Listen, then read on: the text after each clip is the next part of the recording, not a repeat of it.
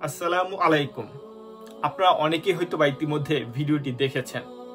নোয়াখালীর বেগমগঞ্জে একজন গৃহবধূকে ধর্ষণ করা হয়েছে নির্যাতন করতে করতে বিবস্ত্র করা হয়েছে, বিবস্ত্র করেও করা হয়েছে নির্যাতনের ভিডিও আবার ধারণ করে ফেসবুকে সেটা ভাইরাল করে দেওয়া হয়েছে।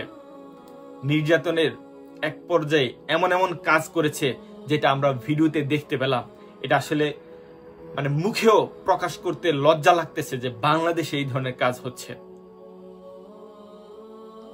একটি কুলাঙ্গার নির্যাতনের এক পর্যায়ে ওই গৃহবধূর যৌনাঙ্গে পর্যন্ত হাত ঢুকিয়ে দিয়েছে। নির্যাতনের এটা এতটা নির্মম। অনেকে আবার বলে যে এটা মধ্যযুগীয় কায়দায় নির্যাতন করেছে। আমার মনে হয় না মধ্যযুগেও এই ধরনের নির্যাতন হয়েছে।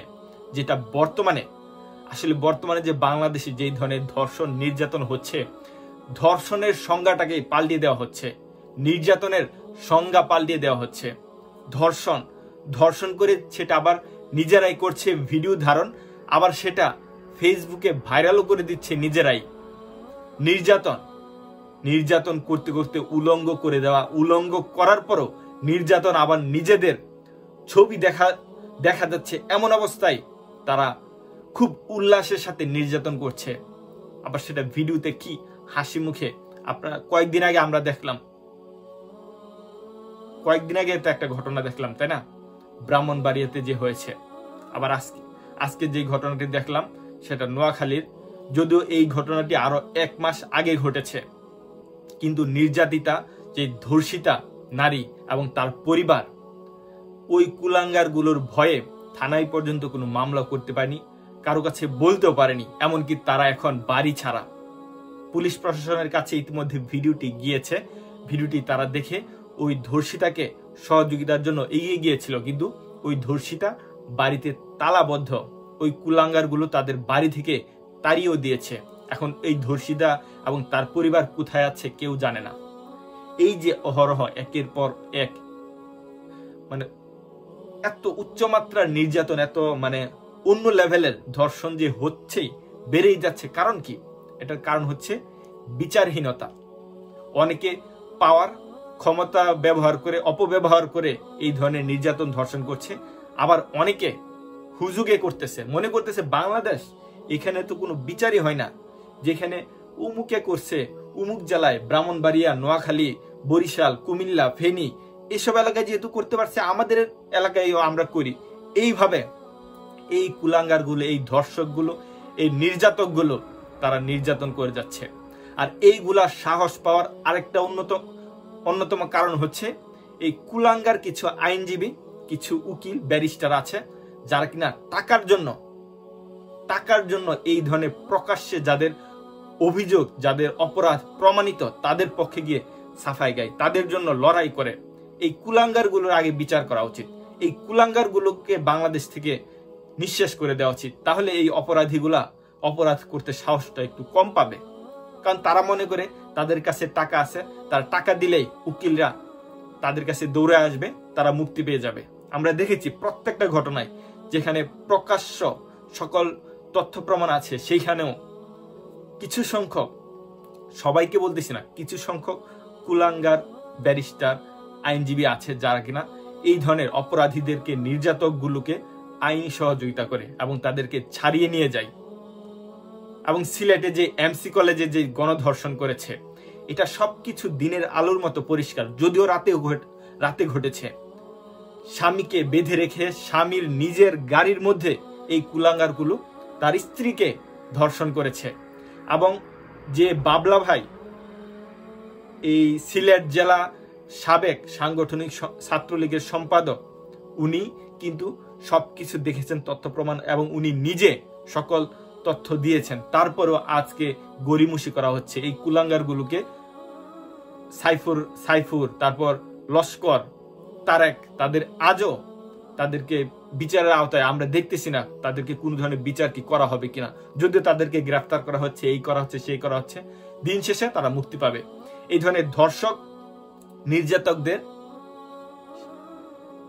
বিচার একটা না একটা করেন, হয়তো শিরচ্ছেদ করেন, নয়তোবা ক্রস ফায়ারে দেন, অথবা পাথর নিক্ষেপ করেন, নতুবা তাদেরকে নপুংসক করে দেওয়া হোক, অথবা তাদের যে যৌনাঙ্গ কেটে দেওয়া হোক, তাহলে তারা এই ধরনের কার্যক্রম করতে ভয় পাবে এবং পরবর্তী অন্যান্য যেই অপরাধীগুলো আছে তারাও এই ধরনের অপরাধ করা থেকে বিরত থাকবে। কিন্তু এই একের পর এক হচ্ছে। আবার এই যে ওসি প্রদীপ, লিয়াকত, তাদের মতো কিছু কুলাঙ্গার আছে বাংলাদেশের পুলিশ বাহিনীর মধ্যে। সবাইকে আমরা বলছি না, কিছু সংখ্যক ওসি লিয়াকত আছে, তারা এই পুলিশ বাহিনীকে কলঙ্কিত করেছে। তারাও টাকার বিনিময়ে অপরাধীগুলোর সাথে জড়িত হয়ে অপরাধগুলা করছে।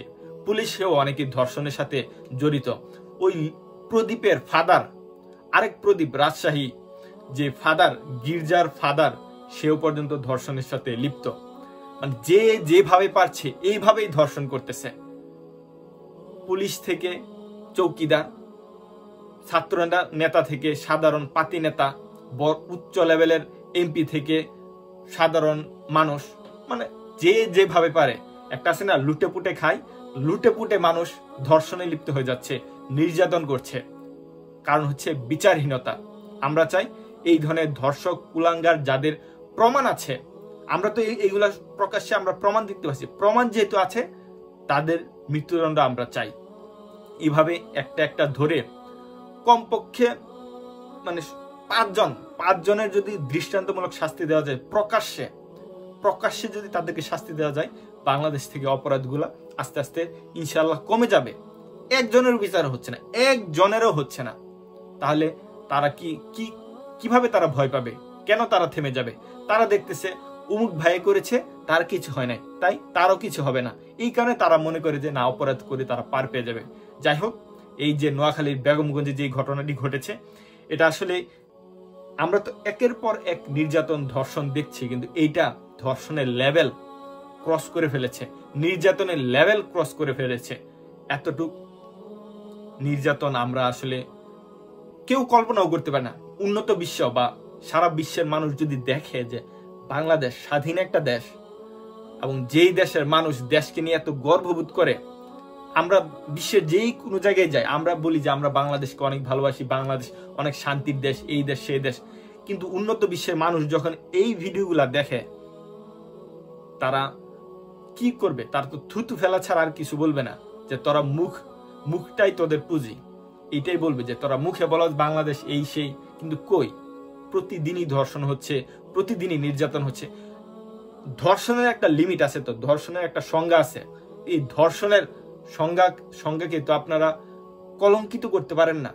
অন্যান্য দেশে ধর্ষণ হয়, কিন্তু ধর্ষণের একটা গোপনীয়তা থাকে। কিন্তু বাংলাদেশের ধর্ষকেরা নিজেরা ধর্ষণ করবে, সেটা ভিডিও ধারণ করবে, আবার সেটা প্রকাশ করবে, নির্যাতন করবে।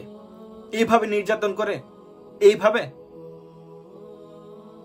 যাই হোক, আশা করি পুলিশ প্রশাসন এই কুলাঙ্গারগুলোকে দ্রুত গ্রেফতার করবে এবং বিচার করবে। শুধু গ্রেফতার না, বিচার চাই আমরা। ভালো থাকবেন, সুস্থ থাকবেন। আল্লাহ হাফেজ।